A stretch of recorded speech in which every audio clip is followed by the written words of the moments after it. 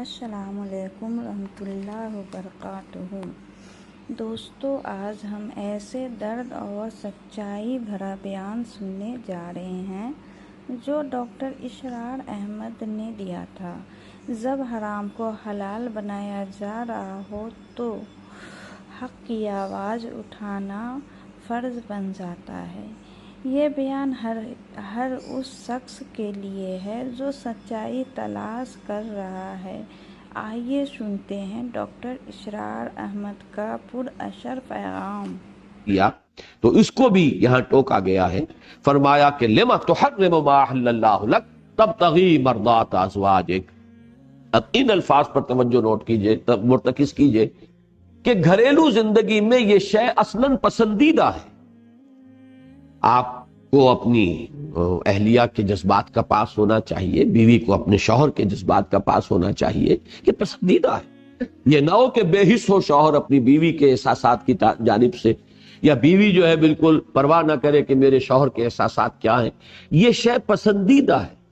لیکن ہر پسندیدہ شے بھی ایک حد تک پسندیدہ ہوتی ہے۔ اس میں بھی اگر تجاوز ہو جائے گا تو بس وہی غلطی ہو جائے گی۔ وہ تجاوز ہم لوگوں کا حال تو یہ ہے، جو بھی عام لوگوں کا معاملہ ہے، کہ وہ تو اس کی وجہ سے بیویوں کی محبت میں اور اولاد کی محبت میں اللہ کے حرام کو حلال کر رہے ہیں۔ رشوتیں کھائی جا رہی ہیں، حرام خوریاں ہو رہی ہیں، سب کچھ ہو رہا ہے۔ ساری جو ہے حدود و قیود اٹھا دی گئی شریعت کی، کس لیے؟ بیویوں کی فرمائشیں، انہیں اچھے سے اچھا کھلانا پہنانا، ان کے زیورات، ان کے جو ملبوسات ہیں، اور نئے نئے بدلتے ہوئے فیشنوں کے ساتھ دوڑ لگائے رکھنا کہ کہیں بیوی جو ہے اس کا دل میلا نہ ہو جائے کہ میرے پاس تو لباس جو ہے اس خاص تقریب کے لیے اور خاص اس دور کا جو فیشن اب چلا ہوا ہے وہ لباس موضوع نہیں ہے۔ اب اس سب کے لیے حرام کو حلال کیا جا رہا ہے۔ ظاہر بات ہے اس کا تو کوئی امکان ہی نہیں کہ کوئی اس طرح کا معاملہ، کوئی اس کا شائبہ بھی نبی کے طرز عمل میں پیدا ہو۔ لیکن یہ کہ حلال کو استعمال کرنے کے لیے اگر آپ نے اپنے اوپر ایک بندش لگا لی، پابندی لگا لی یا قسم کھا لی، تو اس کو گویا کہ بہانہ بنایا گیا ہے یہاں اس ابدی ہدایت کو دینے کے لیے۔ ہدایت دینی ہے ہمیشہ ہمیش کے لیے کہ اے مسلمانوں، آئلی زندگی میں دو انتہائیں ہو سکتی ہیں، دونوں انتہاؤں سے بچنے کی کوشش کرو۔ ایک عدم موافقت کی وہ انتہا کے طلاق تک نوبت پہنچ جائے، اور طلاق تک نوبت پہنچتی ہے بالعموم زدم زدہ میں۔ یہ زدم زدہ کی شکل ہے کہ جس سے بات یہاں تک بڑھ جاتی ہے کہ پھر سیپریشن کی نوبت آ جاتی ہے۔ خاص حالات تو ایسے ہو سکتے ہیں کہ جہاں واقعتاً جسٹیفائیڈ ہو اور صحیح روش ہی یہ ہو کہ علیحدہ ہو جائیں، لیکن عام طور پر طلاق کی نوبت آتی ہے جب وہ زدم زدہ اور خام خواہ کو بات کا بتنگڑ بنانے کا انداز ہو۔ اور دوسری طرف یہ بھی نہیں ہونا چاہیے کہ اتنی ایک دوسرے کی چاہت ہو جائے، اتنا ایک دوسرے سے لگاؤ ہو جائے،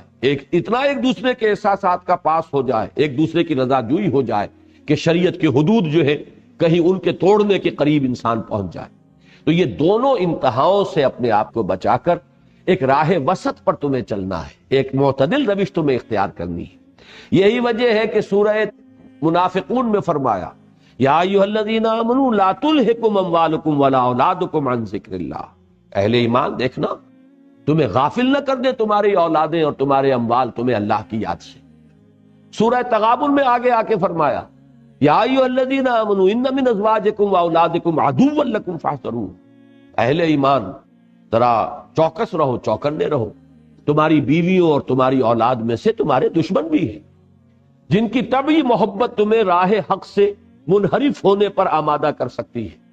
تمہیں شریعت سے متزلزل کر سکتی ہے۔ ان کی محبت جو ہے جب وہ غیر معتدل ہو جائے گی، ایک حد سے تجاوز کر جائے گی، تو خطرہ ہے کہ تم ان کی وجہ سے حرام کے اندر منہ مارنے لگو گے۔ یہ گویا کہ ایک طرح کی دشمنی ہے، وہ تمہاری عاقبت کو برباد کرنے کے درپے ہو جائیں گے، لہذا چوکس رہو اور چوکنے رہو۔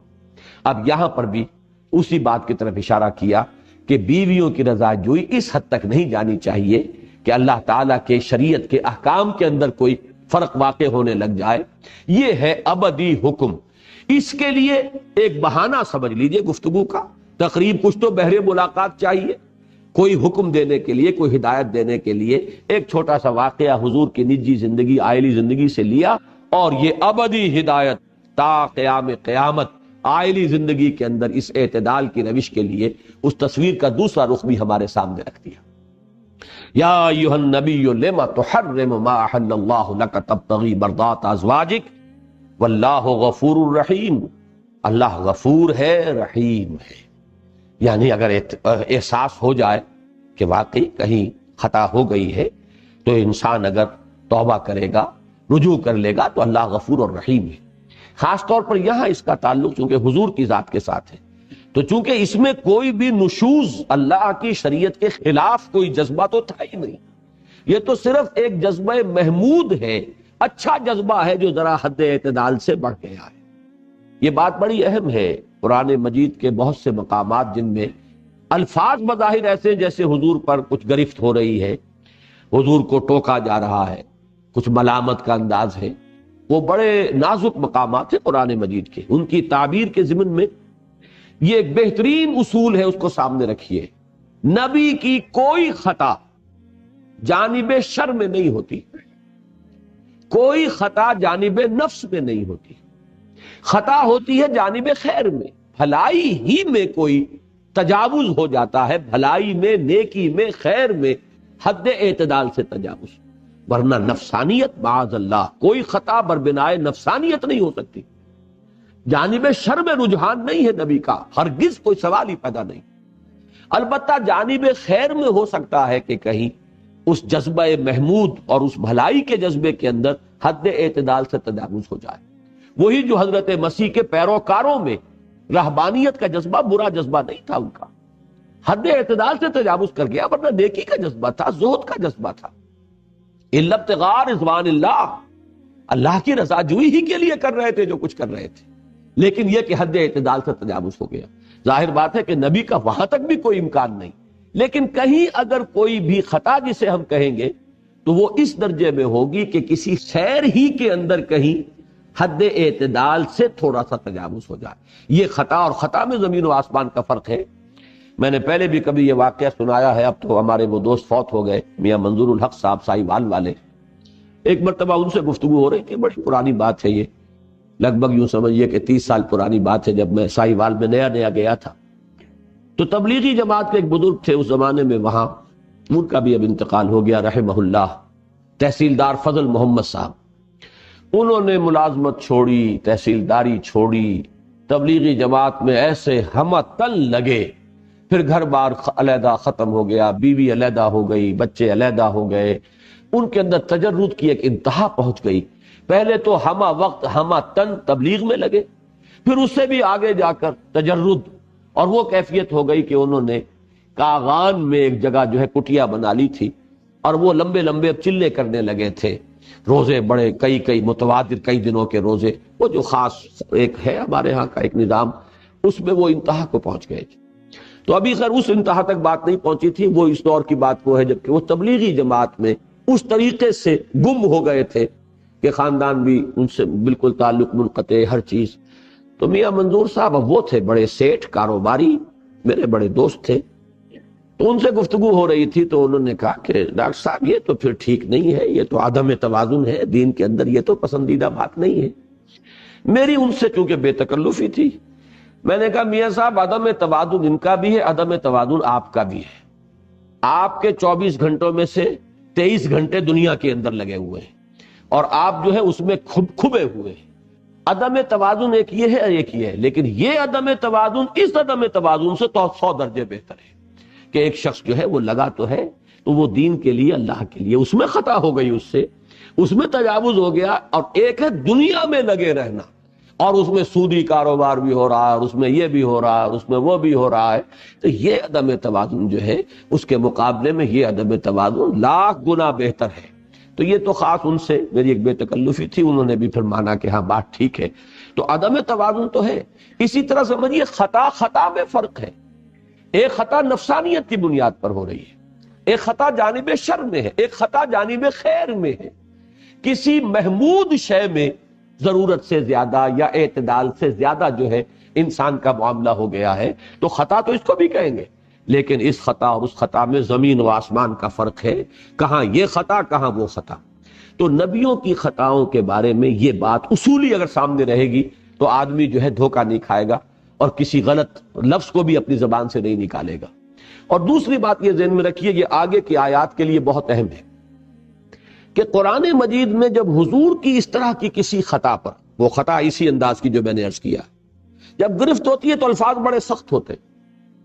ان سخت الفاظ کا ترجمہ کرنا بھی ہم پر جو ہے شاق گزرتا ہے کہ ہم نفسی ترجمہ کرنا پڑتا ہے، اس لیے کہ قرآن کے ساتھ وفاداری کا تقاضا ہے کہ اس کا ٹیکسٹ جو ہے اس کو ہم بدل نہ دیں، ترجمہ تو کرتے ہیں لیکن جھجکتے کرتے ہیں، زبان لڑکھڑاتی ہے کہ اس کا لفظی ترجمہ بھی ہم نہ کریں۔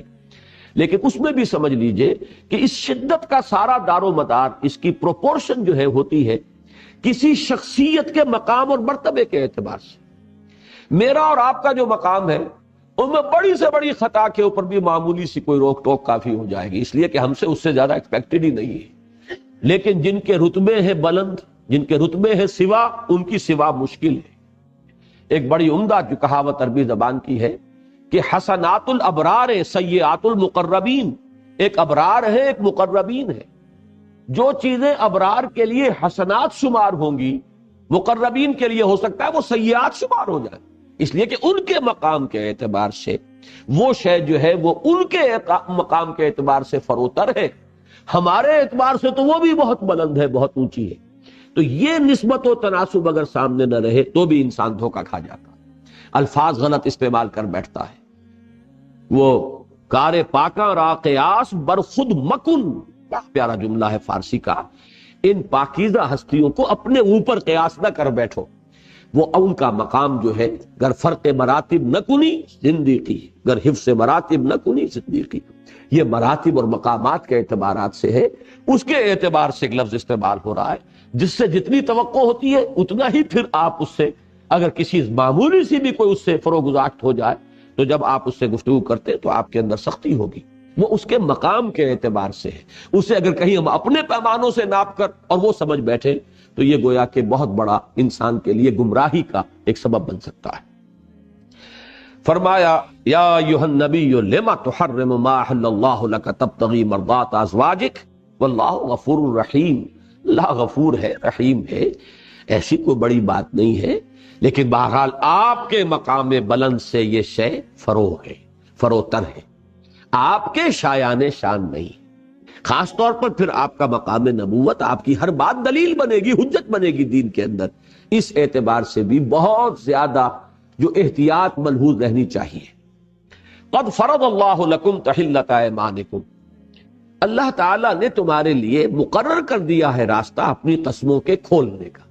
تحلہ حلال کرنا، کھول دینا، تمہاری قسموں کے کھولنے کا راستہ معین کر دیا ہے۔ اس میں پہلے ایک غلطی کرتا رہا ہوں ترجمے کی، آج میں خاص طور پہ اعتراف کے ساتھ اس کو ریکارڈ کرا رہا ہوں کہ میں ترجمہ یہ کرتا رہا ہوں کہ اللہ نے تمہارے اوپر لازم کر دیا ہے ایسی قسموں کا توڑنا یا کھولنا،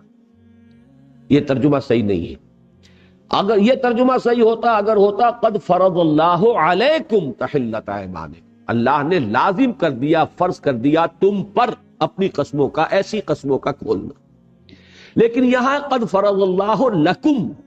لکم کے لفظ نے جو ہے اس کے اندر بڑا مفہوم بدل دیا ہے، راستہ کھول دیا ہے، اللہ نے مقرر کر دیا ہے شریعت کے اندر ایک ضابطہ کہ اگر کوئی قسم انسان ایسی کھا بیٹھے جسے اگر اس کو کھولنا ہو تو پھر یہ ہے کہ اس کا ایک کفارہ ہے جو اللہ نے مقرر کر دیا ہے۔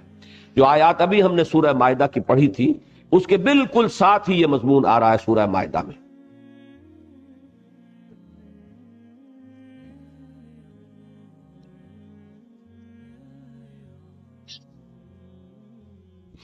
دیکھیے دو آیتیں پہلے آج ہم نے پڑھی تھی 87 اور 88، اب یہ ہے 89 اور 90۔ لا یؤاخذکم اللہ باللغو فی ایمانکم، اے مسلمانوں اللہ تعالیٰ تم سے مواخذہ نہیں فرمائے گا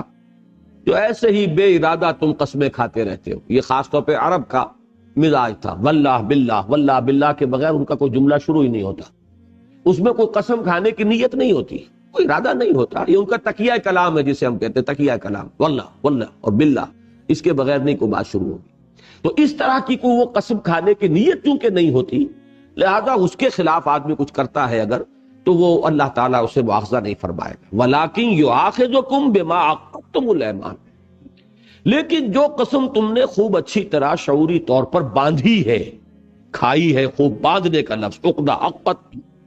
اس پر اللہ پھر مواخذہ کرے گا. پھر اس قسم کا تو پاس کرنا ہے، اس کو ملحوظ رکھنا ہے، اس کا لحاظ رکھنا ہے، اس کی پاسداری کرنی ہے. اب اس کے لیے راستہ کھول دیا. فَكَفَّارَتُهُ، ایسی قسم اگر کہیں کھولنی پڑے تو اس کا کفارہ ہے اطعام 10 مساکین من اوسط ما تطعمون اہلیکم او کسوتہم او تحریر رقبہ. اس کا کفارہ ہے 10 مسکینوں کو کھانا کھلانا جو اس اوسط معیار کا ہو جو تم اپنے گھر والوں کو کھلاتے ہو، یا ان کو کپڑا پہنا دینا، یا پھر ایک غلام کو آزاد کرنا. فمن لم یجد، تو جو کوئی اس کی استطاعت نہ پائے، اگر اس کے اندر اس کی مقدرت نہیں ہے، فصیام 3 ایام، تو 3 دن کے روزے رکھنا. ذالک کفارۃ ایمانکم اذا حلفتم، یہ ہے تمہاری قسموں کا کفارہ جب کہ تم حلف اٹھا لو، جب کہ تم کوئی قسم کھا بیٹھو. واحفظوا ایمانکم، اپنی قسموں کی حفاظت کرو. کذالک یبین اللہ لکم آیاتہ لعلکم تشکرون، اسی طرح اللہ تعالیٰ تمہارے لیے اپنی آیات کی وضاحت فرماتا ہے تاکہ تمہارے اندر شکر پیدا ہو کہ اللہ نے کتنے بڑے مخمصے سے نجات دلا دی کہ قسم میں کھا بیٹھا تھا، لیکن اللہ نے اس قسم کو کھولنے کے لیے میرے لیے ایک راستہ بنا دیا. یہ گویا کہ وہی بات ہے، وَمَن يَتَّقِ اللَّهَ يَجْعَل لَّهُ مَخْرَجًا، اللہ راستہ نکال دیتا ہے، تو اللہ نے تمہارے لیے راستہ نکال دیا. یہ ایک ہی طویل آیت ہے، میں نے غلط کہا ہے کہ یہ 2 آیتیں، یہ 89 نمبر ہے اس آیہ مبارکہ کا. در حقیقت یہاں اس کی طرف اشارہ ہوا ہے. قد فرض اللہ لکم تحلۃ ایمانکم، اللہ نے تمہارے لیے مقرر کر دیا ہے اپنی قسموں کے کھولنے کا ضابطہ، اس کا قانون، اس کا کفارہ. یعنی اس میں اشارہ ہو رہا ہے کہ نبی اپنی یہ قسم آپ کھول دیجئے. اب یہ جو آپ نے حلف لے لیا یا قسم کھا لی ہے، یہ اس کے لیے اللہ نے راستہ معین کیا ہوا ہے. واللہ مولاکم، اللہ تو تم سب کا مولا ہے، مددگار ہے، پشت پناہ ہے، ساتھی ہے.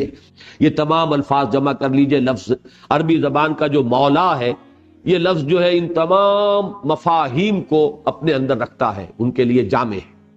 وَهُوَ الْعَلِيمُ الْحَكِيمُ، اور وہ سب کچھ جاننے والا ہے، کمال حکمت والا. وہ حکیم ہے، وہ حکم دیتا ہے تو وہ حکمت کی بنیاد پر حکم دیتا ہے. اس کا علم کامل ہے، کوئی ایسے ہی الٹپ اس کے احکام نہیں ہے. اس نے جو حکم بھی دیا ہے بربنائے علم، بربنائے حکمت دیا ہے. اب ایک دوسرا واقعہ آ رہا ہے اسی طرح، وہ گھریلو زندگی سے متعلق. وَإِذْ أَسَرَّ النَّبِيُّ إِلَىٰ بَعْضِ أَزْوَاجِهِ حَدِيثًا، اور یاد کرو اس سے کوئی واقعہ شروع ہوتا ہے ہمیشہ، یاد کرو، توجہ دلانا ہے. جبکہ نبی نے اسرہ کے لفظ کو یہاں پہچانیے. یہ میرا نام جو ہے یہ بعض مواقع پر بڑا کنٹروورسی کا، ایک بحث کا موضوع بنا رہا کہ کچھ سال پہلے اخبارات میں بڑی اس پر لے دے ہوئی. یہ اسرار مصدر ہے اور اسرار یہ جمع ہے سر کی. سر اسم ہے، بھید. سر کی جمع اسرار ہے، فعل کی جمع افعال ہے، قلم کی جمع اقلام ہے. یہ الف کے زبر کے ساتھ جو ہے یہ جمع کا ایک وزن ہے، اور زیر کے ساتھ باب افعال کے صیغے آتے ہیں، باب افعال کے مصدر. اظہار، اسرار، ایمان، اسلام، یہ سب کیا ہے؟ یہ باب افعال کے مصدر ہے. تو سر سے جمع اسرار، اور اس سے جو مصدر بنا ہے اسرار، اس کے معنی ہے کسی کو کوئی بات راز کی صورت میں بتانا، خفیہ انداز میں بتانا، چپکے سے بتانا. لیکن یہاں یہ بھی میں عرض کر دوں کہ جب میرے اس نام پر بڑی بحث چلی، یہ نام غلط ہے، اسرار ہونا چاہیے، تو خیر میں نے اس کا جواب دیا تھا میثاق میں، وہ پھر میں نے چھاپ بھی دیا تھا. خاصی وہ اخبارات میں چلی تھی، لے دے ہوئی تھی. اس زمانے میں میں نے خاص طور پر لسان العرب جو سب سے بڑی ڈکشنری سمجھیے، ڈکشنری کیا ہے؟ وہ عربی زبان کا انسائکلوپیڈیا ہے، اسے ڈکشنری کہنا غلط ہے. تو میں نے اس کو بھی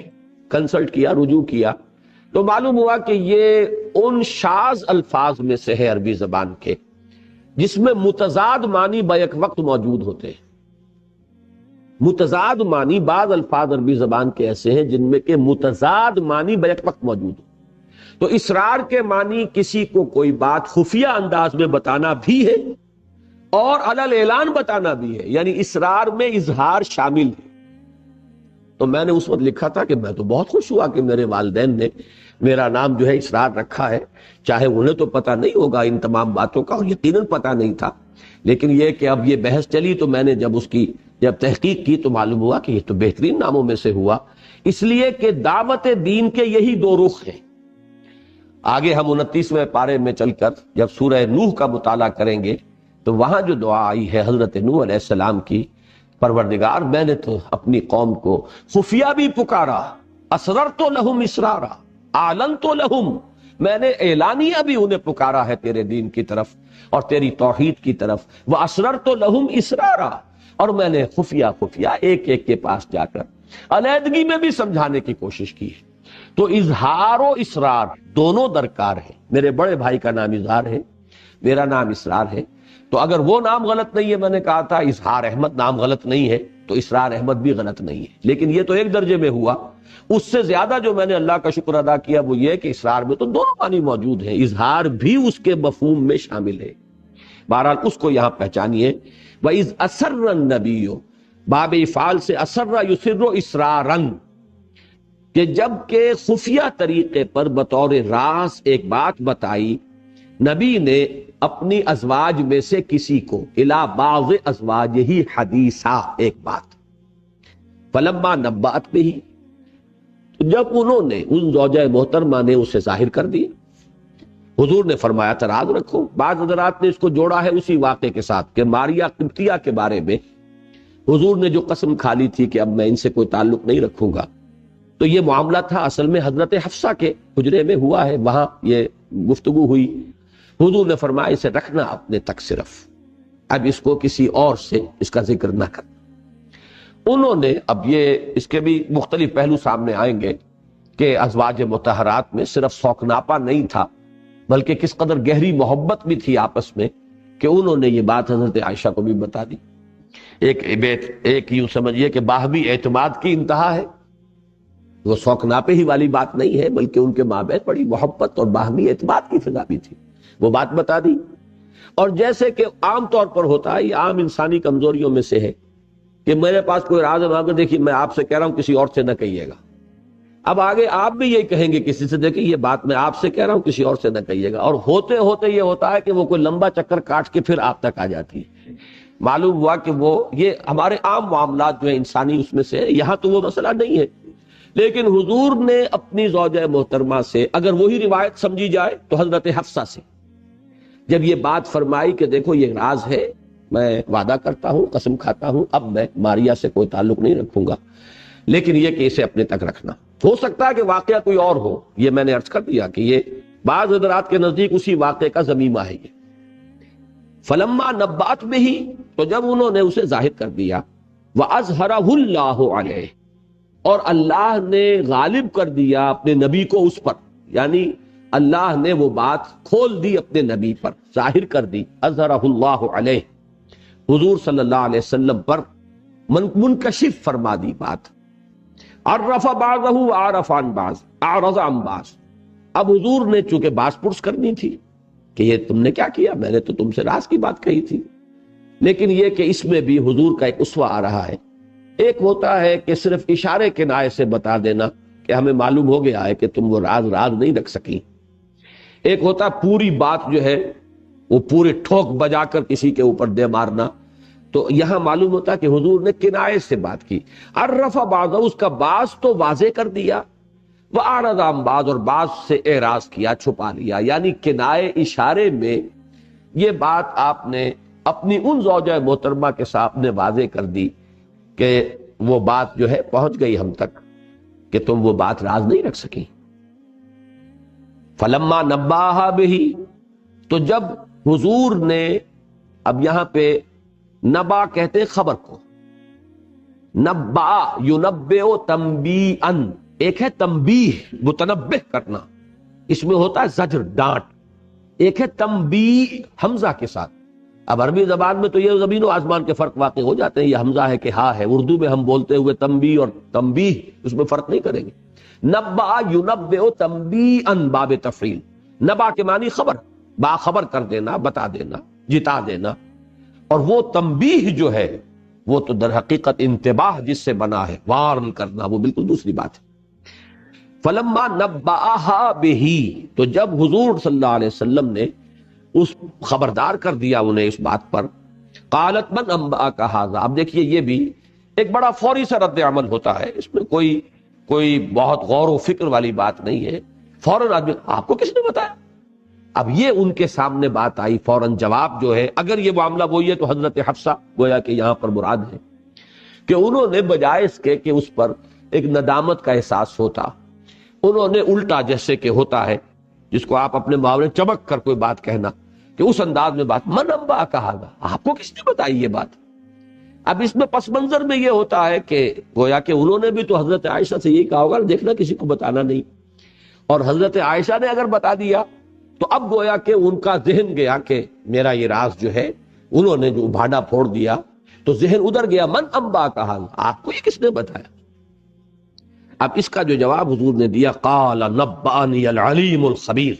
اس میں تھوڑا سا وہ انداز جو ہے وہ زجر کا ہے، مجھے بتایا ہے اس ہستی نے کہ جو العلیم ہے الخبیر۔ تم ایک بات یہ کرو کہ تم نے راز جو ہے وہ فاش کیا ہے، اس پر ندامت کا اظہار کرو، یہ پوچھنے کا کیا موقع ہے کہ آپ کو کس نے بتایا؟ کسی نے بتایا ہو۔ سوال تو یہ ہے کہ ایک میں نے تم سے راز کے طور پر ایک بات کہی، تم نے اس کو ظاہر کر دیا۔ اب اس پر تو طرز عمل تو یہ ہونا چاہیے کہ ندامت ہو اور اعتراف ہو، اس پر شرمندگی ہو، اس کی بجائے یہ پلٹ کر پوچھ لینا کہ من انبأک ھذا، اس پر حضور کی طرف سے اب جو رد عمل ہے اس میں کچھ خشونت کا پہلو ہے، کچھ سختی ہے، کچھ زجر کا انداز ہے۔ نبأنی العلیم الخبیر، مجھے بتایا ہے اس ہستی نے جو العلیم ہے الخبیر، ہر شے کی جاننے والی، ہر شے سے باخبر۔ اب یہاں بھی ایک بہت باریک نکتہ ہے، اس کو سمجھ لیجئے، یہ سب کچھ کیوں ہوتا ہے؟ چونکہ بعض حضرات نے اور خاص طور پر اہل تشیع کا یہ ذوق ہے، انہیں تمام صحابہ سے ایک بغض ہے، سوائے چند کے 3-4 ان کے نزدیک مومن تھے، باقی سب تو مسلم ہی تھے صرف، اور اکثریت منافقین پر مشتمل تھی۔ نمبر 2 یہ کہ جو قریب ترین تھے حضور کے، ان سے سب سے زیادہ بغض ہے، اور ازواج مطہرات حضور سے قریب ترین اس اعتبار سے تھیں کہ کسی بھی شخص کے ساتھ قریب ترین تو اس کی ازواج ہی ہوتی ہیں، تو بغض شدید ہے ازواج مطہرات سے،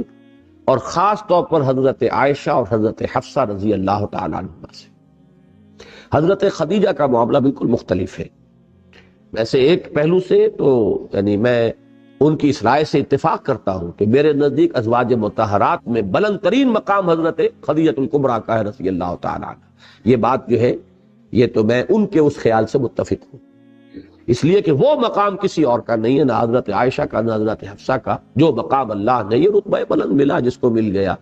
وہ تنہا تھی حضور کی رفیقہ حیات اور اتنے طویل عرصے تک، اور حضور نے فرمایا مجھے اللہ نے اولاد انہی سے دی، حضرت فاطمہ ہو، حضرت ام کلثوم ہو، حضرت یہ تمام آپ کی بیٹیاں انہی سے تھیں، طاہر اور طیب، قاسم جن سے کہ کنیت ہے ابو القاسم حضور کی، وہ سب انہی کے بطن سے اللہ نے حضور کو عطا فرمائی اولاد۔ اور پھر یہ کہ وہ تو ایک طرح سے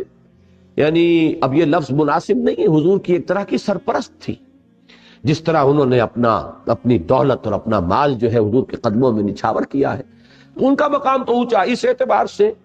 بعض میں سمجھتا ہوں کہ ہمارے ہاں کے اہل سنت اور خاص طور پر اہل حدیث حضرات اس معاملے میں کچھ غلطی کرتے ہیں کہ جب تمام ازواج مطہرات میں وہ حضرت عائشہ کو ٹاپ پر لے جاتے ہیں۔ میرے نزدیک حضرت خدیجہ الکبریٰ رضی اللہ تعالی عنہا کا مقام ازواج مطہرات میں بلند ترین۔ باقی ان کی جو معاملہ ہے اہل تشیع کا، وہ اصل میں حضرت خدیجہ کی بزرگی کے قائل نہیں ہے، وہ ام فاطمہ کی بزرگی کے قائل ہے، وہ اس لیے ان کی عظمت کے قائل ہے کہ حضرت فاطمہ کی والدہ ہے۔ باقی یہ کہ اور 3 جو ہیں آپ کی بیٹیاں، ان سے انہیں کوئی تعلق نہیں ہے، بلکہ اب تو انہوں نے ایک نیا شوشہ چھوڑ دیا ہے کہ تینوں بیٹیاں حضور کی تھی نہیں، صرف بیٹی حضور کی جو ہے وہ حضرت فاطمہ ہے، اور باقی تو ربیبہ تھیں یہ کہ حضرت خدیجہ کی سابق کسی شوہر سے یہ بیٹیاں تھیں، جب حضور سے نکاح ہوا ہے تو پہلے سے ان کے ہاں یہ موجود تھیں، ان کو ربائب کہتے ہیں، ربیبہ۔ یہ بات بالکل غلط ہے اور بالکل من گھڑت ہے۔ ان کی اپنی متقدمین کی کتابیں جو ہیں وہ سب بھی اس پر جو ہے گواہ ہیں کہ حضور کی ہی صلب سے یہ چاروں آپ کی بنات طاہرات تھیں رضی اللہ تعالی عنہن. یہ تو ایک نیا شوشہ ہے جو انہوں نے چھوڑا ہے. لیکن بہرحال مقام کے اعتبار سے میں عرض کر رہا ہوں حضرت خدیجہ کا مقام بہت بلند ہے. لیکن ان کے تو انتقال کے بعد ہوئی ہے جو بھی شادی ہوئی ہے اور حضور کی، تو بقیہ تمام ازواج جو بیک وقت رہی حضور کے نکاح میں، ان میں یقیناً چوٹی کا مقام جو ہے وہ حضرت عائشہ حضرت حفصہ رضی اللہ تعالی عنہما کو حاصل ہے. اس لیے بھی کہ حضرت ابو بکر کی بیٹی، حضرت عمر کی بیٹی، انہی دونوں سے بغض ہے ان اہل تشیع کو، لہذا ان دونوں سے ازواج مطہرات سے ان کا بغض شدید ترین ہے، اور اس بغض کو نکالنے کا انہیں یہاں موقع مل گیا ہے. کیونکہ الفاظ قرآن مجید میں جو گرفت کے آئے بظاہر سخت ہے، انداز جو اگلی آیت کا آئے گا خاص طور پر اس کے اندر ایک سختی کا پہلو ہے. اور یہاں بھی اب میں نے بھی ترجمہ کیا ہے تو لفظ کہنے پڑے کہ اس میں ایک پلٹ کر جواب دینے کی بات، بجائے اس کے کہ ایک ندامت کا انداز سامنے آتا،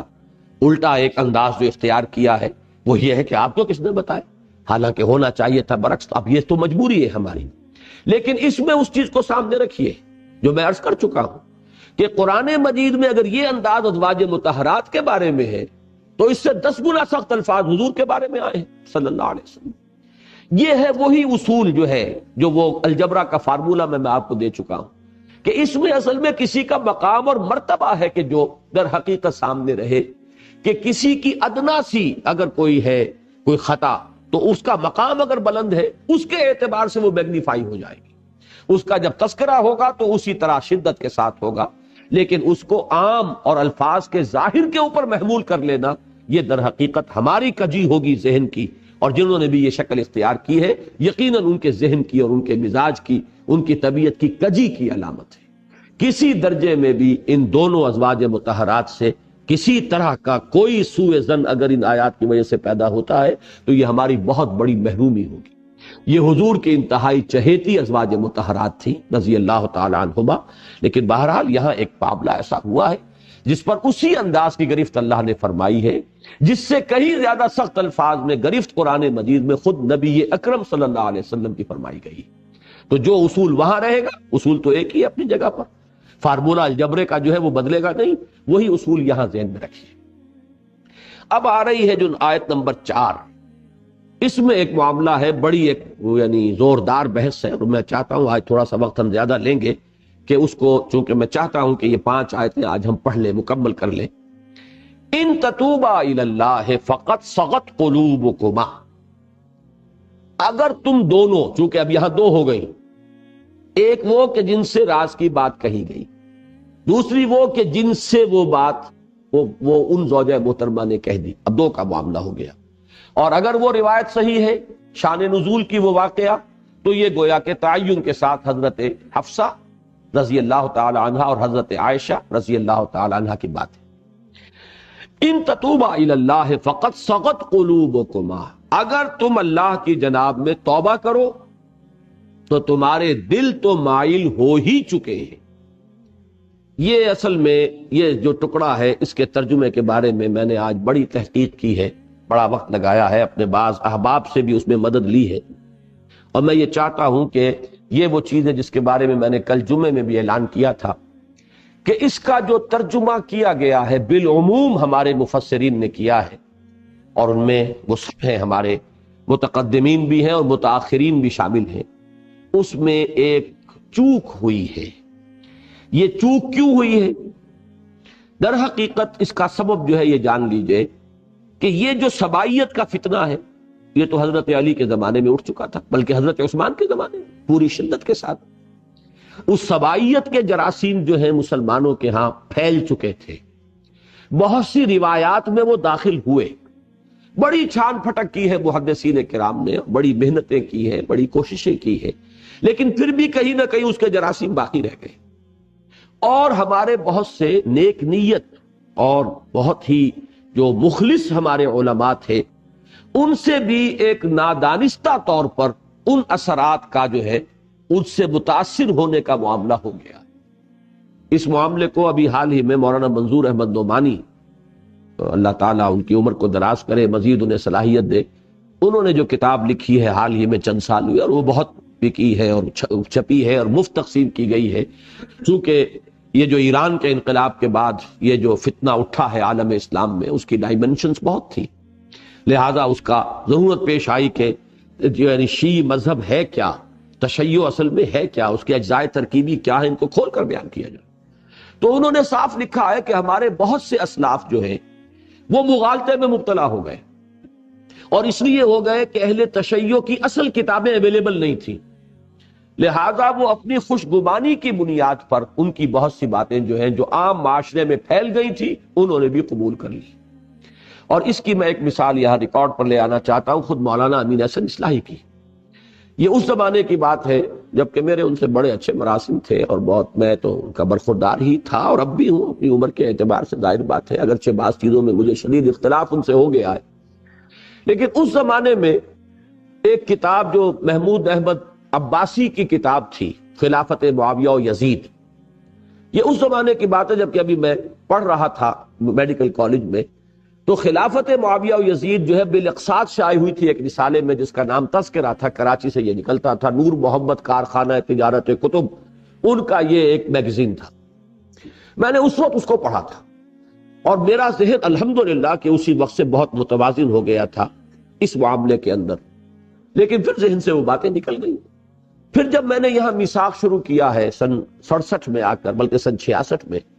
تو پھر وہ کتابی شکل میں وہ کتاب چھپ کر آئی اور اہل تشیع نے پھر اسے بین کروایا، کئی دفعہ جو ہے مقدمات ہوئے، ایک عدالت اس پر سے بین ہٹاتی تھی، دوسری عدالت لگا دیتی تھی، وہ ایک مقدمہ ہے بڑا لمبا چوڑا، لیکن میں نے اس کتاب کو پڑھا اور اصلاحی صاحب کو بھی پڑھوایا۔ اصلاحی صاحب نے پھر اعتراف کیا کہ واقعہ یہ ہے کہ میری آنکھیں اس کتاب نے کھول دی ہیں، چونکہ تاریخ میرا موضوع نہیں رہا، لہذا میں بھی غیر شعوری طور پر جو غلط چیزیں فضا میں ایک خاص ٹیکنیک کے ذریعے سے پھیلا دی گئی ہیں ان سے اس درجے میں متاثر ہو چکا تھا کہ غیر شعوری غیر ارادی طور پر میری زبان سے بھی اور میرے قلم سے بھی وہ الفاظ ٹپک گئے کہ جن میں صحابہ کرام کے لیے ایک طرح کی گستاخی کا پہلو ہے اور توہین کا پہلو۔ حضرت معاویہ، حضرت ابو موسیٰ اشعری، حضرت عمرو بن العاص، ان کے بارے میں تو بڑے گھٹیا الفاظ عام اہل سنت جو ہے، سنی عوام جو استعمال کر جاتے ہیں، اس لیے کہ وہ چیزیں اتنی پھیلا دی گئی۔ حضرت عثمان کے بارے میں بڑی ہی غیر محتاط زبان جو ہے بڑے بڑے مصنفین جو ہیں اہل سنت کے وہ استعمال کر جاتے ہیں۔ یہی معاملہ ہوا ہے متقدمین کے ہاں، اس کا ایک ترجمہ کہیں ہوا ہے اور وہی ترجمہ پھر ہوتا چلا گیا، وہی مفہوم۔ ترجمہ کیا کیا گیا؟ ان تتوبا الی اللہ فقد صغت قلوبکما، اگر تم اللہ کی جناب میں توبہ کرو تو تمہارے دل تو کج ہو ہی چکے ہیں۔ یہاں ترجمہ کیا گیا کج ہو گئے، کہیں یہ ترجمہ ہوا ہے کسی صاحب سے کسی اس وقت ایک کسی تاثر میں کسی کے زیر اثر آ کر، اور پھر وہ منتقل ہوتا چلا آیا، اور اکثر و بیشتر کے ہاں یہی ترجمہ اور یہی مفہوم جو ہے، اس لیے کہ جنہوں نے عربی میں لکھی ہے تفسیریں، ظاہر بات ہے انہوں نے ترجمہ نہیں کیا، لیکن یہی مفہوم لیا کہ تمہارے دل کج ہو گئے ہیں، تمہارے دل ٹیڑے ہو گئے ہیں، تمہارے دل جادہ حق سے منحرف ہو گئے ہیں، تم حق جو صحیح طرز عمل ہے اس سے منحرف ہو گئی ہو۔ اب یہ الفاظ جو ہیں واقعتاً اگر یہ مفہوم لیا جائے تو پھر تو موقع مل گیا، یہاں انگلی رکھنے کی جگہ نہیں، یہاں تو کافی میدان بن گیا ہے کہ ازواج مطہرات میں سے ان دونوں جو ہے حضرت عائشہ اور حضرت حفصہ رضی اللہ تعالیٰ عنہما، ان کے بارے میں سوء ظن پیدا کیا جا سکے۔ اس میں واقعہ یہ ہے کہ میں نام لے کر اس وقت عرض کرنا چاہتا ہوں کہ مولانا حمید الدین فراہی کا بہت بڑا احسان ہے، انہوں نے اس لفظ کی اصل حقیقت پر، جو مجموعہ تفاسیر فراہی ہے اس میں جو تفسیر سورہ تحریم ہے اس کا مطالعہ کیجئے گا تو اس میں انہوں نے اس کی جس طریقے سے وضاحت کی ہے نہایت خوبصورت اور نہایت مدلل۔ وہ کیا ہے؟ انہوں نے بیان کیا ہے کہ دو الفاظ عربی زبان کے ایسے ہیں، بلکہ انہوں نے تو ایک ہی بیان کیا، میں دوسرا خود میں شامل کر رہا ہوں۔ میلان یا میل، مالا کسی چیز کی طرف مائل ہونا، اس میں دونوں رخ ہوتے ہیں۔ مالا الا کسی شے کی طرف مائل ہونا، مالا عن کسی شے سے میلان ہٹ جانا، نفرت پیدا ہوتا۔ یہ لفظ جو ہے گویا کہ دو دھاری تلوار ہے۔ صلہ بتائے گا کہ اس کا کیا مفہوم ہے۔ مالا الا کسی شے کی طرف میلان پیدا ہو گیا، مالا عن اس چیز سے نفرت ہو گئی، اس چیز سے رجحان ہٹ گیا۔ اس میں دوسرا لفظ میں ایڈ کر رہا ہوں، وہ ہے رغبت۔ رغبہ الا کسی شے کی طرف رغبت ہونا، اور رغب عن کسی شے سے رغبت کا ہٹ جانا، نفرت پیدا ہو جانا۔ وَمَن يَرْغَبُ عَن مِّلَّةِ إِبْرَاهِيمَ إِلَّا مَن سَفِهَ نَفْسَهُ، کون شخص ہوگا جو ملت ابراہیم سے رغبت کر جائے، یعنی اس سے نفرت کرے، اس سے ہٹ جائے، اس سے انحراف کرے، سوائے اس کے کہ جو اپنے آپ کو حماقت میں مبتلا کرتا ہے۔ الفاظ ہیں جو مالا اور رغبہ ابراہیم الا من سفیہ نفسہ، لفظ رغبت ہے۔ اردو میں ہم ان میں سے ایک ہی سینس میں استعمال ہے، ذیق کے معنی کسی چیز کی طرف، وہ لفظ جس کا ترجمہ عام طور پر میں ترجمے آپ کو سناؤں گا، زمین و آسمان کا لوگوں نے یہاں رغب الا رغب عن، اسی طرح مالا الا مالا عن، عربی اردو میں میلان کا لفظ لاتے ہیں، میلان، لیکن وہ ایک ہی معنی لاتے ہیں، وہ الہ کے لفظ کے ساتھ۔ اس کے برعکس مالا الہ یا رغب الہ کے اس کے بعد انہوں نے ایک بحث اٹھائی ہے کہ کچھ اور الفاظ ہیں کہ جو مالا جس سے یہ لفظ بنا ہے سغت قلوبکما، یہ بھی کسی شے کی طرف میلان کے لیے آتا ہے، کسی شے سے میلان کے